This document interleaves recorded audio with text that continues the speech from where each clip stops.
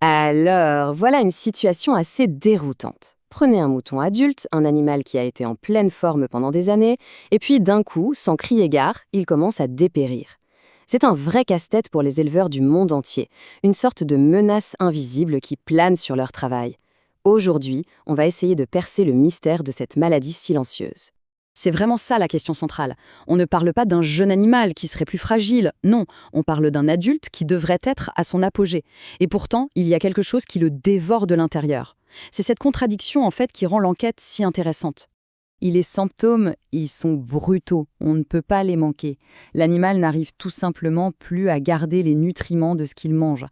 Cette perte de poids est si extrême qu'on appelle ça la kakéchi. En gros, le corps commence à se consommer lui-même. C'est une véritable course contre la montre.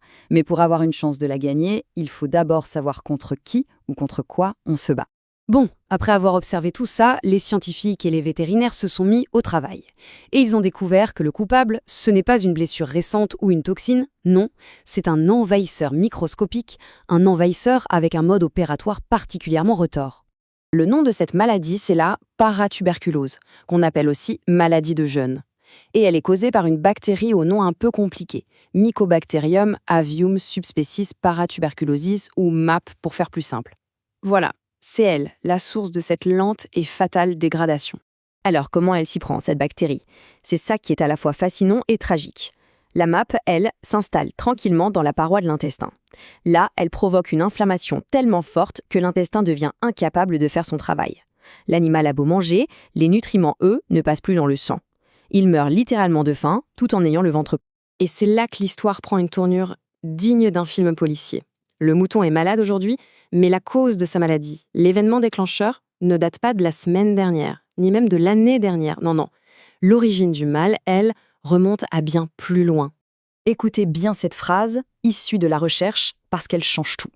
L'infection est généralement acquise beaucoup plus tôt dans la vie. Ça veut dire que la maladie qui est en train de tuer l'animal adulte, eh bien, il l'a attrapé quand il n'était qu'un tout jeune agneau. C'est une véritable bombe à retardement. Voilà comment ça se passe. L'infection a lieu au tout début de la vie. Puis, pendant des années, parfois jusqu'à 5 ans, l'animal a l'air en parfaite santé.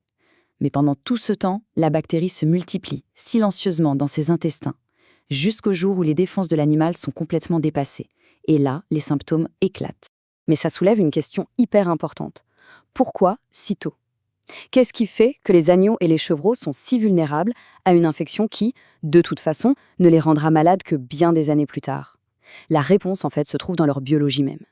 La différence est juste saisissante. D'un côté, un agneau exposé à la bactérie MAP a un risque très très élevé de développer une forme grave de la maladie plus tard. De l'autre côté, un adulte qui est exposé pour la première fois à cette même bactérie, eh bien, il a beaucoup plus de chances de résister ou de ne développer qu'une infection sans gravité. L'âge de la première exposition, c'est ça le facteur clé. Et les chiffres parlent d'eux-mêmes. Les animaux qui sont exposés jeunes ont 5 fois plus de risques de mourir de la paratuberculose. Ce n'est pas une petite différence, c'est un facteur de risque absolument massif. Et attendez, ce n'est pas tout. Un animal qui est infecté jeune a aussi 7 fois plus de chances de devenir ce qu'on appelle un excréteur. Ça veut dire qu'il va répandre des quantités massives de bactéries dans l'environnement avec ses excréments. Et donc, il va contaminer les pâturages et propager la maladie à tout le reste du troupeau. En fait, ces animaux deviennent des super propagateurs silencieux. Même les dégâts physiques à l'intérieur du corps sont bien pires. Les agneaux infectés, eux, ont 3 fois plus de risques de développer des lésions intestinales graves. Le point crucial à retenir, c'est que la bataille contre cette maladie, elle se joue ou elle se perd dans les tout premiers mois de la vie de l'animal. Bon, maintenant qu'on a toutes ces infos, la grande question, c'est comment on fait pour lutter contre un ennemi qui reste caché pendant des années. C'est tout le défi des éleveurs et des vétérinaires. Gérer la paratuberculose, c'est vraiment un exercice de stratégie et de vision à long terme. Il faut bien comprendre que l'impact va bien au-delà de la santé d'un seul animal. Pour une exploitation agricole, cette maladie est une vraie catastrophe économique. Ça veut dire moins de production, des frais vétérinaires qui s'accumulent, la perte d'animaux précieux. Bref, ça peut vraiment mettre en danger la viabilité d'une ferme. Le plus gros obstacle, évidemment, c'est cette longue période d'incubation. Ça rend le dépistage précoce quasiment impossible. Un éleveur peut regarder son troupeau et penser que tout va bien, alors que l'infection est en train de se propager en douce.